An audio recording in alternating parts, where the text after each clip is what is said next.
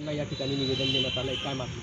आमची प्रमुख मागणी ही आहे की उत्तर प्रदेशच्या संभल या ठिकाणी शाही जामा मस्जिद या ठिकाणी येथील न्यायालयाने जिल्हा न्यायालयाने 19 तारखेला सर्वेक्षणाचे आदेश दिले। त्याप्रमाणे त्या ठिकाणी पोलीस प्रशासकीय अधिकारी आणि वकील जाऊन त्यांनी सर्वेक्षण केलं आणि त्यांनी अहवाल सादर केला 19 तारखेला। त्यानंतर पुन्हा 24 तारखेला सर्वेक्षणाची टीम सकाळी 6 वाजता त्या ठिकाणी पोहोचली आणि सर्वेक्षण करायला लागली। सर्वेक्षण टीमसोबत इतरत्र खाजगी हिंदुत्ववादी संघटनाचे काही पदाधिकारी काही वकील त्या ठिकाणी आले आणि त्यांनी त्या ठिकाणी घोषणा द्यायला सुरुवात केली।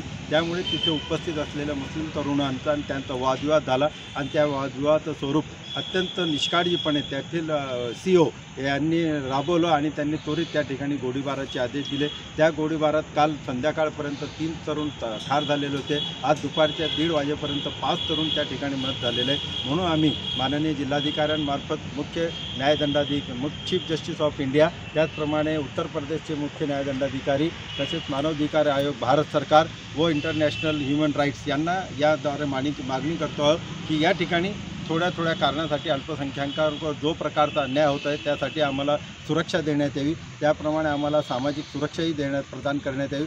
ज्याप्रमाणे त्या ठिकाणी ही घटना घडलेली त्याची SIT मार्फत चौकशी करण्यात यावी व निवृत्त न्यायाधीश त्याच्यात असावा। त्याचसोबत जे लोक त्याच्यात मृत पावलेले आहेत त्यांना शासनाने त्वरित मदत करावी आणि त्यांच्या कुटुंबातील नातेवाईकांना नोकरी द्याव्या अशा मागण्यासाठी आलेलो आहे। आणि सगळ्यात महत्त्वाची मागणी म्हणजे संपूर्ण भारत देशामध्ये अल्पसंख्याक समाजाला सरकारने जे कोणते राज्य सरकार असेल तेथील त्यांनी सुरक्षा द्यावी, यासाठी सुप्रीम कोर्टाने मोठं घ्यावा आणि आमची ही याचिका जी आज याला जनहित याचिका स्वीकार करावी अशी मागणी आम्ही आज या निवेदनाद्वारे केली।